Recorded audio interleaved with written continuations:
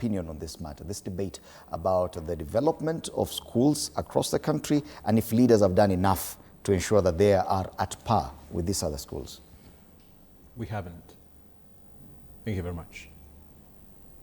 It's amazing that learned people who ought to have grasped and understood what devolution is all about seem to be pussyfooting around this issue of failed devolution while pandering to the politics of ethnicity, regionalism, and we are being, quote unquote, victimized.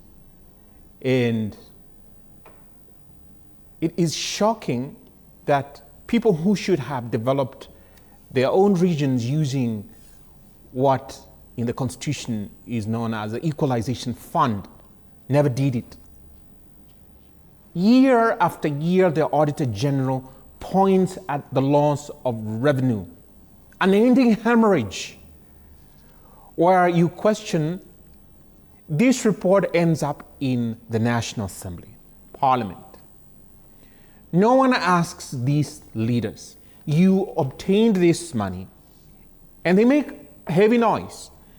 When the money is delayed or the money doesn't show up as it should, but they don't even question these leaders. All right, you are supposed to apply 30% of the revenue that you obtained for development. Let's get that clear. In our daily splash news, how many governors spent a penny on devolution? A penny on devolution. And you see A, B, C, N, D, and whatever. How many people never spent a penny? Are we surprised at the sort of debate that Mr. Odede is raising, that show me an alliance that was built with CDF as condescending, if you ask me?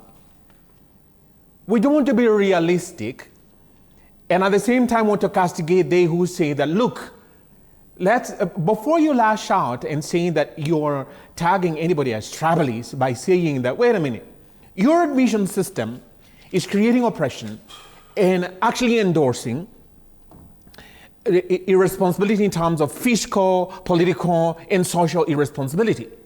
And how do I mean? If we argue that Central Province, for instance, former Central, what you call Mount Kenya, has had favoritism because the colonial government came and raided schools. Let's learn our history very correctly. Because there are schools, a large swath of them, that were built by the local so-called native tribal initiative, absent the colonial intervention. And the colonial government did everything that it could and attempted to do to stifle, to stop, and completely extinguish that effort. And so this became the agitation for independence over time. And these were the seeds sown, that why do they want to have their schools, but when we want to have our own schools, they don't want us to have our own schools. So in terms of the historical perspective, let's look at that. Let's not begin saying that where is the CDF? Now, coming to the present scenario, you ask, how is it that some schools are still under a tree in some counties? Nobody's questioning that. Nobody's taking those leaders to account. But all we are seeing is a net effect today. This is a harvest time of the consistency of those negative policies implemented without any oversight, without any accountability. Okay. And every single year, the issue of selection of these national schools arises. But what we have is a political solution to what should have been a more sort of, should I say, a planning issue. That you project, where is the planning department in all this? Right. In our counties, at the national level, how is it that they didn't see it and probably looked at the demographics? Okay. Within this period, how many children will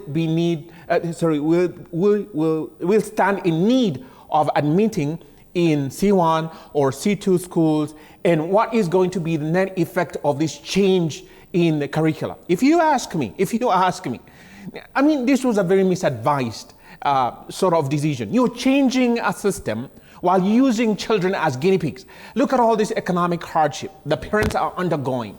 What does it speak of our planning? Allow me to cut you short there. We'll be back to continue this conversation. The debate on school placement of senior school learners across the country. Is it being done equitably, and should leaders in some regions take the blame for not